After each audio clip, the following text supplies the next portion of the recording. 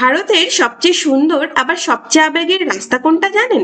যে রাস্তায় একদিকে বরফ ঢাকা পাহাড়, অন্যদিকে যুদ্ধের স্মৃতি। যে পথে যেতে যেতে কখনো মনে হবে আপনি স্বর্গে আছেন, আবার কখনো পৃথিবীর সবচেয়ে কঠিন ভূখণ্ডে। লাদাখ ভ্রমণের তৃতীয় পর্বে আজ আমরা রওনা দিয়েছি শ্রীনগর থেকে এমনই এক পথে, গন্তব্য সাহস আর ত্যাগের গল্প বলা কার্গিল। প্রায় 200 কিলোমিটারের যাত্রাপথ। দুপুরের পর পাহাড়ের আবহাওয়া খারাপ হয়, তাই সকাল সকাল বেরিয়ে পড়লাম। শ্রীনগর শহরকে পেছনে ফেলে NH1 হাইওয়ে ধরে এগোচ্ছি আমরা।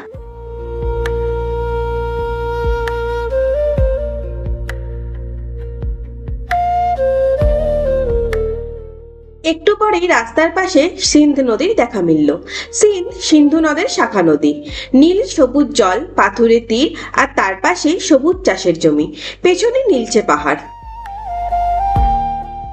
এই রাস্তার প্রতি মিনিটেই গাড়ি থামাতে ইচ্ছে করে।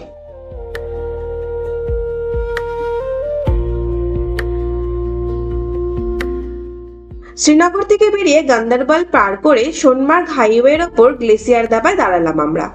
এটা একটা ধাবা স্টাইল ক্যাফে। সামনে খরস্রোতা সিন্ধ নদী, পেছনে পাহাড়, নদীর পাশেই কাঠের বসার ব্যবস্থা। চা, কফি, কাওয়া, ম্যাগি আরো বেশ কিছু খাবার পাওয়া যায় এখানে। অসাধারণ সুন্দর এক পরিবেশ।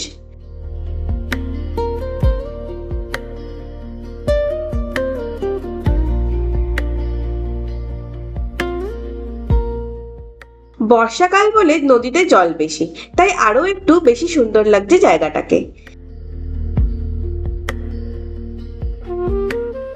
শ্রীনগর থেকে ব্রেকফাস্ট করে বেরোনোর পর এটা ছিল আমাদের প্রথম টি ব্রেক, বা বলা ভালো টয়লেট ব্রেক। টয়লেট ব্রেক এভাবে কেন বলছি? লাদাখ যেতে হলে একটা জিনিস খুব ভালোভাবে বুঝে নিতে হবে, এটা লাক্সারি ট্রিপ নয়, বরং সার্ভাইভিং ট্রিপ। আর এখানে সার্ভাইভালের সবচেয়ে বড় রুল জল খাওয়া। অল্প অল্প করে বারে বারে 3 থেকে 4 লিটার জল দিনে খেতেই হবে। টয়লেট নেই, ঠান্ডা, তেষ্টা পায়নি, তবুও জল খেতেই হবে। লাদাখ সমুদ্রপৃষ্ঠ থেকে প্রায় 10 থেকে 15,000 ফিট উচ্চতায় শীতল মরু অঞ্চল। অক্সিজেন কম, ঠান্ডায় জল তেষ্টা পায় না, কিন্তু শরীর ভীষণভাবে ডিহাইড্রেটেড হয়। তাই শরীরে পাওয়ার ওয়াটার না থাকলে অসুস্থ হয়ে পড়া খুব সাধারণ, প্রাণের ঝুঁকিও হতে পারে। আমাদের গ্রুপে ও অন্যান্য গ্রুপের আরো অনেককে সাহস করে জল না খাওয়ায় অসুস্থ হয়ে পড়তে দেখেছি। একটু পরপর প্রপার টয়লেট অপশন লাদাখে নেই, যাও বা পাওয়া যায় অর্ধেকেরই ব্যবহারযোগ্য নয় জলের অপ্রতুলতার কারণে। তাই মানসিকভাবে মেনে নিয়ে যেতে হবে যে রাস্তার ধারে, পাথরের আড়ালে বা কখনো বেশ নোংরা জায়গায় প্রকৃতির ডাকে সাড়া দিতে হতেই পারে, তবুও জল খেতেই হবে। হাইড্রেটেড থাকতে হবে, বেশি তেল মশলাযুক্ত খাবার খাওয়া যাবে না, শরীরকে প্রায়োরিটি দিতে হবে। গান্দরবাল পেরোনোর পর ল্যান্ডস্কেপ অন্যরকম হতে থাকে, সবুজ আরো ঘন হতে থাকে, আর পাহাড় আরো উঁচু, পাল্লা দিয়ে বাড়তে থাকে খাদের গভীরতা।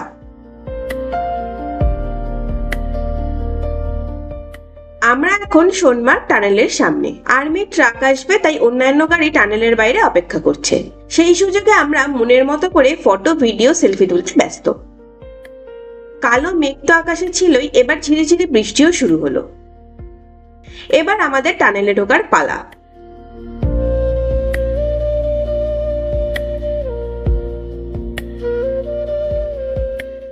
পাহাড় কেটে বানানো এই টানেল প্রায় 6.5 কিলোমিটার দীর্ঘ।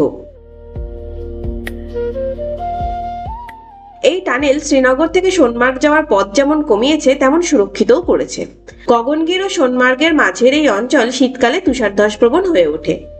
শীতকালে বরফ পড়ে রাস্তা বন্ধ হওয়ার সেই ঝুঁকি কমিয়েছে এই টানেল।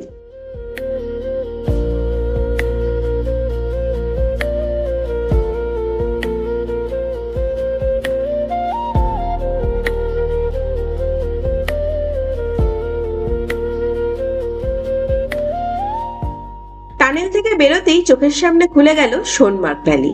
সোনমার্গ নামের অর্থ মিডো অফ গোল্ড। গ্রীষ্মে সূর্যের আলো পড়লে এই উপত্যকা সোনালী হয়ে ওঠে, সেই থেকেই এই নাম। দূরে মেঘে ঢাকা পাহাড়গুলোর চূড়ায় সাদা বরফের আস্তরণ।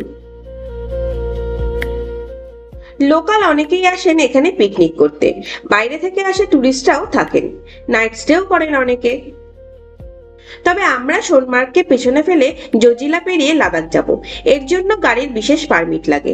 আগের পর্বেই বলেছি আমরা এসেছি এক ভ্রমণ সংস্থার সাথে, তারাই সেই সব ব্যবস্থা করে রেখেছিলেন। এই ভ্রমণ সিরিজের আগের পর্বগুলোর লিংক ওপরের আই বাটনে ও ডেসক্রিপশন বক্সে দেওয়া আছে।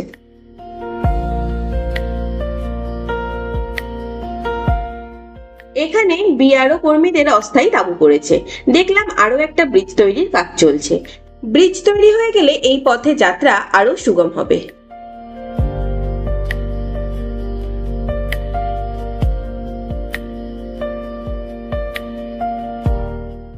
আকাশ বেশ মেঘলা, যে কোনো মুহূর্তেই বৃষ্টি নামতে পারে। পাহাড়ের রোজ্জ্বলময় নীল আকাশ যেমন ভালো লাগে, তেমন মেঘ কুয়াশা মাখা পরিবেশকেও বেশ মোহময়ী মনে হয়।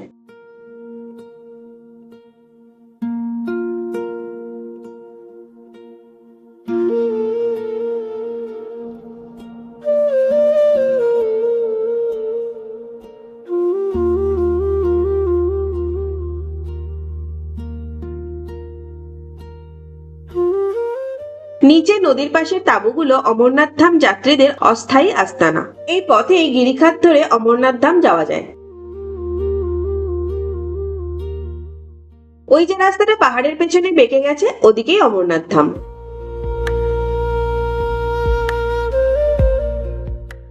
আমরা যত উপরে উঠছি ততই পাহাড়ের রূপ বদলাচ্ছে, খাদের গভীরতা বাড়ছে, পাথর ভঙ্গুর, রুক্ষ মাটি, গাছপালায় সবুজ কম, অতি উচ্চতার ছোট ছোট গুল্মের আধিক্য, সবকিছুই বদলাচ্ছে অতি দ্রুত।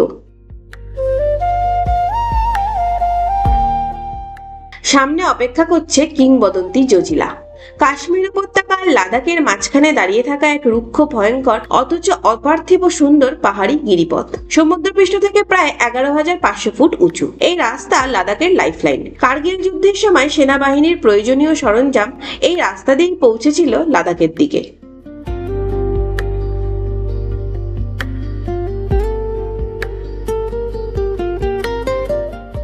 তবে এত উচ্চতাতেও রাস্তা প্রায় সব জায়গাতেই বেশ ভালো। সামনে গাড়ির লাইন, ট্রাফিক জ্যাম। পাহাড়ের এই জায়গা থেকে ওপরে নিচে পাহাড়ের গা বেয়ে ওঠা প্রায় সব রাস্তাই দেখা যায়। সব রাস্তাতেই সারি সারি গাড়ি।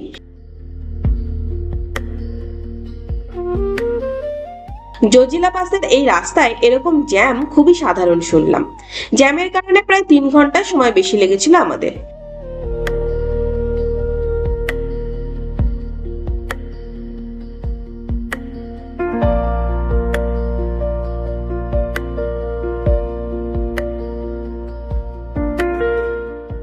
দূর থেকে ওপরে যে রাস্তায় গাড়ি দাঁড়িয়ে থাকতে দেখছিলাম, আমরাও এখন প্রায় সেখানে এসে গেছি।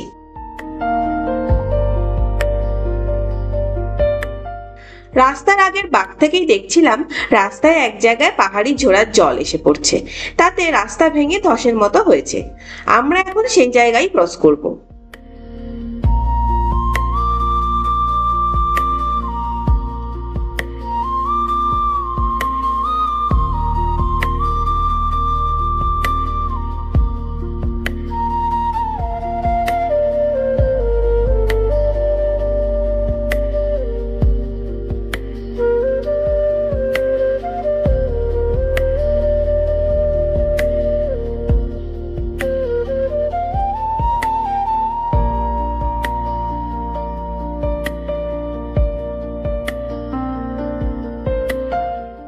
পাহাড়ের আরো উচ্চতায় চলে এলাম।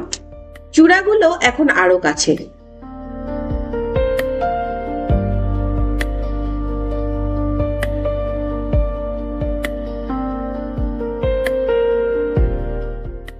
এই জায়গার রাস্তা বেশ সরু আর পাহাড়ও খুব খাড়া।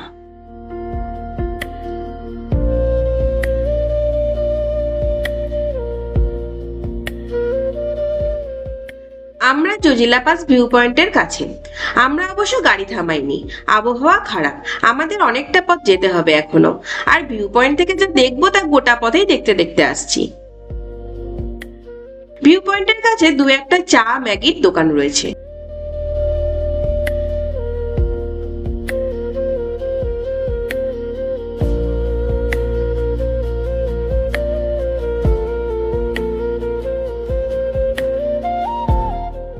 পাহাড়ের চূড়া থেকে হিমবাহ গলে আসা জলধারাগুলো এখন খুব কাছ থেকে দেখা যাচ্ছে।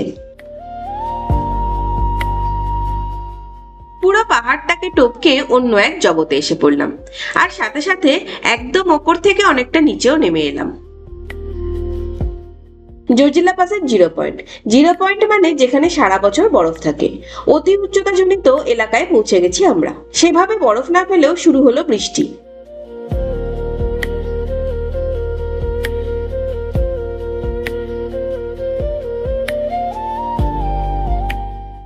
এবার ঢুকছি লাদাখ অঞ্চলে।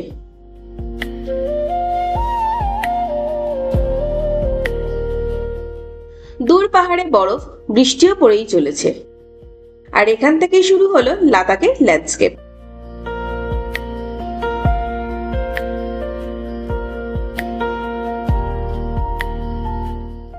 সবুজ কমে গেছে অনেকটাই। বাদামি ধূসর কালচে পাহাড়ে চোখে পড়ছে রুক্ষতা, খাঁজকাটা পাথর। আলোর সাথে সাথে পাহাড়ের রঙও বদলায় এখানে। সূর্যাস্তের সময় পুরো পাহাড় আগুনের মতো লাল হয়ে ওঠে, যেন পৃথিবী নয়, কোনো ভিন গ্রহ।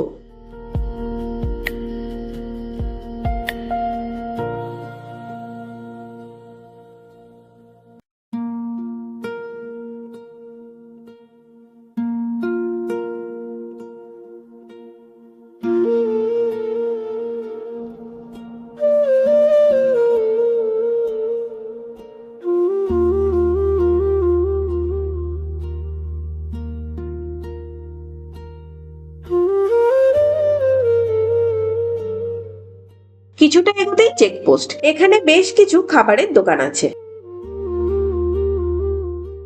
কিন্তু আমরা ঠিক করলাম আরো কিছুটা এগিয়ে গিয়ে লাঞ্চ ব্রেক নেব। হোটেল স্নো মাউন্টেনে এবার লাঞ্চ ব্রেকে দাঁড়িয়েছি। খাবার তৈরি হতে হতে বাইরের পরিবেশটা উপভোগ করছি।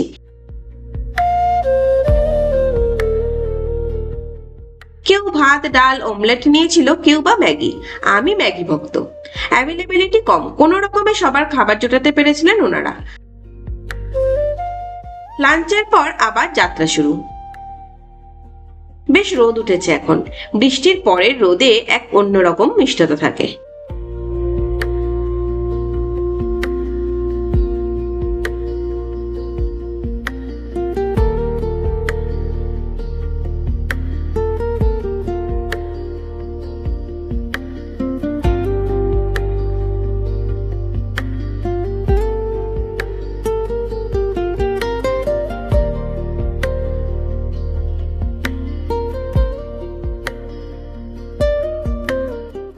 লাদাখ বেড়ানোর আকর্ষণ বিশেষ কোনো জায়গা নয়, বরং এই পথ চলা।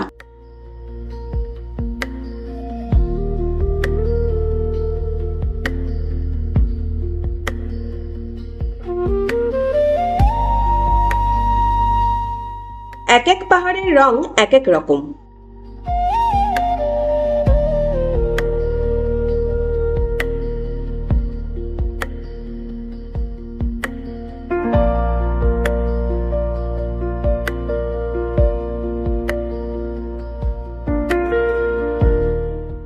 এবার পাশে পেলাম দ্রাস নদীকে। একদিকে রুক্ষ ঠান্ডা প্রায় নির্জন পাহাড়, আর মাঝখান দিয়ে শান্তভাবে বয়ে চলে দ্রাস নদী।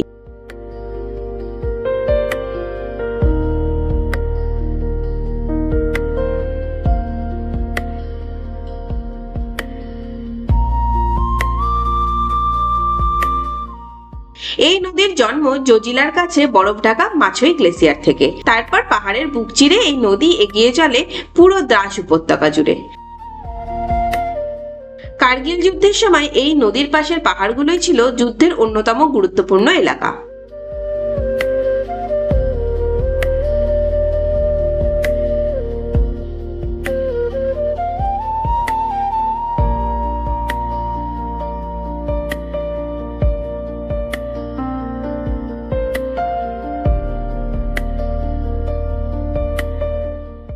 নদী আর রাস্তা চলেছে প্রায় সমান্তরালে।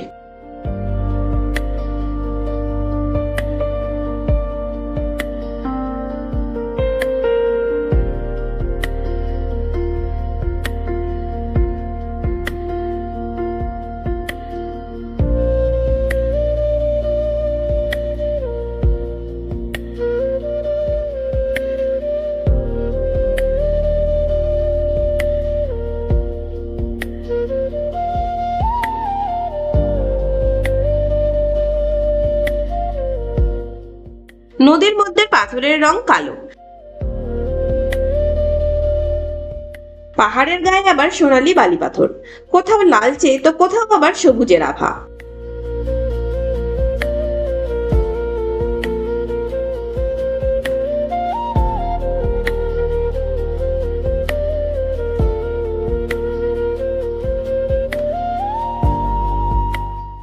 আমরা দ্রাসে ঢুকছি।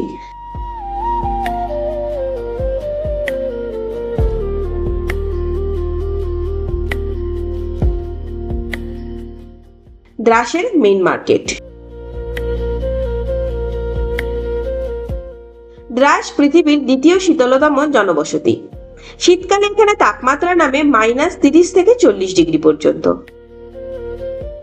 দ্রাসে আছে ইন্ডিয়ান আর্মির Kargil war Memorial.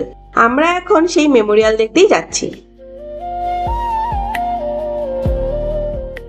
Kargil Memorial নিয়ে আলাদা করে কিছু বলার নেই, এ শুধুই এক অনুভূতি, এক মায়ের সম্মান রক্ষায় তার বীর সন্তানদের আত্মবলিদানের কাহিনী। ওয়ার মেমোরিয়ালে লাইট অ্যান্ড সাউন্ড শো হয়, মিউজিয়ামও আছে, কিন্তু খুব সঙ্গত কারণেই সেসবের ফটো ভিডিও তোলা বারণ। পেছনের এই পাহাড়গুলোই ছিল যুদ্ধক্ষেত্র, তার সামনে এখন জ্বলছে অমরজ্যোতি। অকল্পনীয় ঠান্ডা, অতি উচ্চতার প্রতিকূলতার মধ্যেও যে ভারতীয় সেনারা লড়াই চালিয়েছেন, আত্মবলিদান দিয়েছেন তাদের স্মৃতি উদ্দেশ্যে।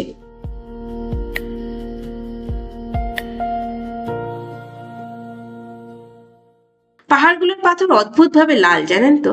দেখে মনে হবে আজও সেনাদের রক্ত লেগে আছে সেখানে।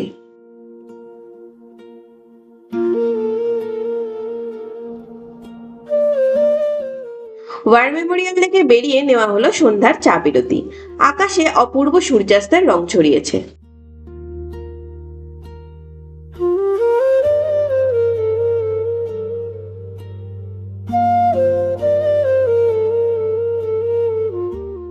ওয়ার মেমোরিয়াল দেখে সবার মনই বেশ ভারাক্রান্ত, চোখে জল। কিন্তু সময় তো থেমে থাকে না, তাই ওয়ার মেমোরিয়ালকে পেছনে ফেলে এগিয়ে চললাম কার্গিলের দিকে। এখানে সন্ধ্যা হয় অনেক দেরিতে, এখন প্রায় রাত 8টা। সূর্যাস্ত হয়েছে একটু আগেই, গোধূলির আলো এখনো আছে।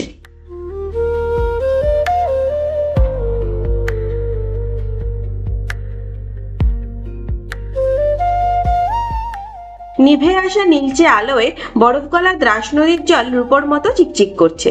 তার চারপাশে ব্যারেন পাহাড়ের সারি। ব্যারেন পাহাড়ের অর্থ শুকনো, রুক্ষ, খাঁজকাটা পাথুরে পাহাড়, যা লাদাখের মতো শীতল মরু অঞ্চলে দেখা যায়।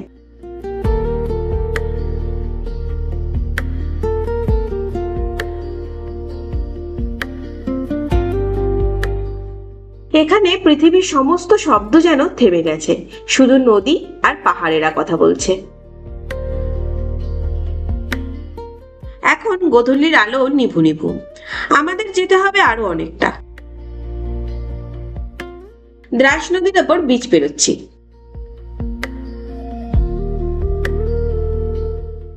ক্রমশ ঠান্ডা বাড়ছে, গাড়ির মধ্যেও বেশ ঠান্ডা হাওয়া ঢুকছে।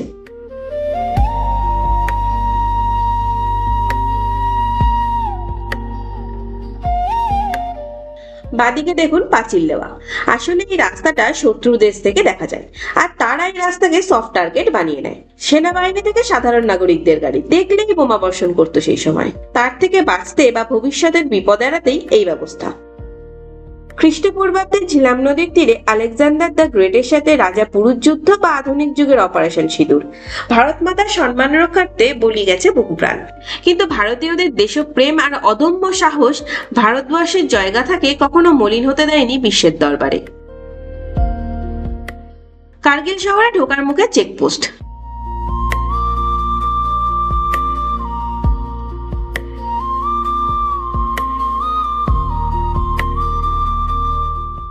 পৌঁছে গেলাম হোটেলে, আর এখন চলছে লটারি। আমাদের রুম দেওয়া হতো লটারি করে, যাতে কারোর সাথে পার্সিয়ালিটি না হয়, নিজেদের মধ্যে কোনো মনোমালিন্য না হয়। আর গোটা ট্রিপে এই পার্টটাই ছিল সবচেয়ে মজার। লটারি শেষ হতেই ওয়েলকাম ড্রিঙ্ক হিসাবে দেওয়া হলো গরম গরম কাওয়া। লাগেজ রুমে রেখেই বেরিয়ে পড়লাম ড্রাই ফ্রুটস কিনতে। আমাদের হোটেলের সামনেই একটা দোকান ছিল ড্রাই ফ্রুটসের। কার্গিলের ড্রাই ফ্রুটস ভালো, তবে কাটরার মতো নয়। কাটরায় এর থেকে কম দামে আরো ভালো কোয়ালিটি পাওয়া যায়। কার্গিলের পর কিন্তু দাম আরো বেশি, তাই যারা কাটরা হয়ে আসবেন না বা কেনা হয়ে উঠবে না, তারা কার্গিলেই কিনে নেবেন।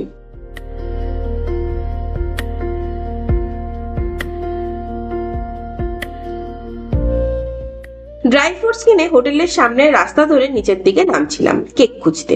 আমরা 32 জনের গ্রুপ, সাথে ট্যুর এজেন্সির 3 জন কোঅর্ডিনেটর আছেন। 3টে টেম্পোয় ঘুরছি আমরা, প্রতি টেম্পোয় একজন করে কোঅর্ডিনেটর। আগামীকাল আমাদের এক কোঅর্ডিনেটর প্রিয়ঙ্করদার জন্মদিন। রাতে কেক কাটানো হবে, কিন্তু রাত হয়েছে বেশ অনেক, দোকান বেশিরভাগ বন্ধ, কেক শপ তো নেই। আর গোটা ট্রিপে একমাত্র এই কার্গিলেই দেখেছিলাম লোকজনের দৃষ্টি খুব একটা ভালো নয়, তাই আর বেশি বাইরে না থেকে হোটেলে ফিরে এলাম।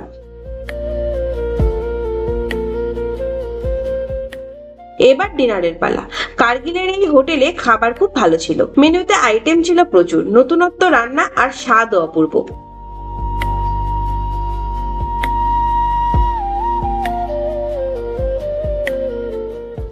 জমিয়ে খাওয়া দাওয়ার পর প্রিয়ঙ্করদার জন্মদিন উদযাপন হলো স্লাইসড ব্রিটানিয়া কেককে আরো টুকরো করে, বেশ মজার। কিন্তু প্রিয়ঙ্করদা হিসাব করছে 35টা টুকরো হয়েছে কিনা, কারণ আমরা দলে 35 জন। এবার রুমে চলে এলাম।